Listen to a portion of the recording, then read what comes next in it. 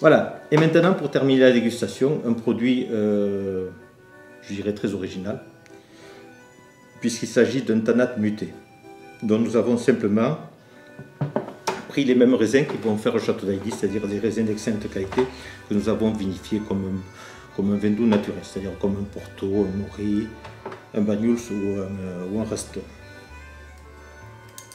Donc la date de vendange est la même que pour les maturans, ça n'est pas surmaturé au-delà. On va mettre donc à macérer en cuve comme les vins pour faire les vins traditionnels. Mais dès que la fermentation va commencer à démarrer, donc lorsque le vin aura 2-3 degrés, on va rajouter de l'alcool sur le raisin, sur le grain de raisin. Et cet alcool va aller, qui est un dissolvant, va aller donc extraire tout ce qu'il y a dans la pulpe et la pellicule. Donc voilà, c'est un vin avec une couleur très noire, très intense, qui surprend d'ailleurs beaucoup de monde. Et alors là, dès qu'on met le nez en bouche, on pourrait penser que c'est une liqueur de cerise, de griotte, qui s'exprime pleinement.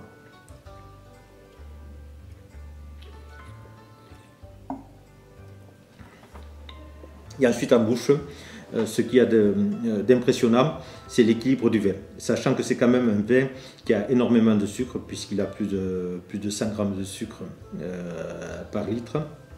Mais à côté de cela, il y a donc la fraîcheur qui est due à l'acidité du cépage, le côté tannique, le côté tannique qui peut être dérangeant sur certains vins, mais qui là va contrebalancer justement le sucre en bouche, ce qui fait voilà, que ce sont des vins qui se boivent très facilement.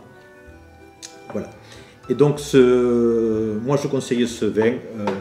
En France on a l'habitude de boire ça en apéritif. Moi je conseille plutôt ça sur la fin de repas, en accompagnement du plateau de fromage, puisque ça va aller très bien avec des roqueforts, très bien avec des fromages des Pyrénées. Et ensuite donc ça rassure tout le reste, les desserts qui suivent. Alors le grand classique c'est les desserts au chocolat, mais ça va aussi bien accompagner des croustades que l'on produit dans la région, que des pastis, que des tartes tatin, que des tartes à base de fruits, ou tout simplement des fraises. Voilà, énormément de desserts. Alors c'est un vin qu'il faut servir très frais, il ne faut pas hésiter à le mettre au fond du frigo. Donc là il faut descendre la température en dessous de 10 degrés et servir très peu. Et c'est un vin qui n'est pas là pour s'altérer, mais c'est une praline, c'est là pour accompagner tout ce que l'on va mettre en bouche.